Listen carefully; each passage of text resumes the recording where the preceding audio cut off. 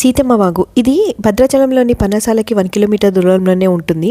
Story ఏంటంటే సీతారాములు పన్నసాలలో ఉండేటప్పుడు నెలకి 5 రోజుల మటుకు అక్కడ ఉండేవాళ్ళు కాదంట. ఎందుకంటే అక్కడున్న గోదావరి నదిలో సీతమ్మ వారు స్నానం చేయకూడదని, ఎందుకంటే అక్కడ మునులు ఋషులు స్నానం చేస్తారు కాబట్టి సీతారాములు అక్కడ నుంచి వచ్చి ఇక్కడ ఉండేవారంట. 6వ రోజు సీతమ్మ వారు ఇక్కడున్న వాగులో స్నానం చేసేవాళ్ళని చెప్తారు. అందుకని ఆ వాగుకి సీతమ్మ వాగు అని పేరట.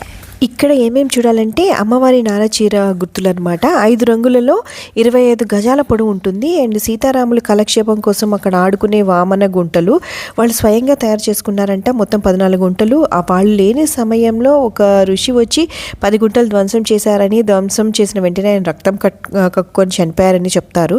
అండ్ రాముల వారి కండువా కూడా ఉంటుంది, నల్లని దారలాగా నల్లని గీతలాగా ఉంటుంది. అండ్ 40 గజాల పొడవు ఉంటుంది అనమాట.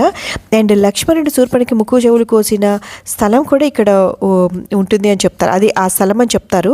అక్కడ ఒక రాళ్ల గుట్ట కూడా ఉంటుంది. మనం ఎడం చేత్తో 3 రాళ్ళు తీసుకొని వెనక్కి వెయ్యాలి అని ఎడం చేత్తోటి వెనక్కి తిరిగి చూడకుండా వెళ్ళిపోవాలని చెప్పి అక్కడ వాళ్ళు చెప్పారు. మనకి మన కుటుంబానికి ఎటువంటి కష్టాలు రాకూడదని అనుకుని వెనక్కి వెయ్యాలంట. పన్నసాలకు వెళ్తే మటుకు కంపల్సరీ ఇది విజిట్ చేయండి.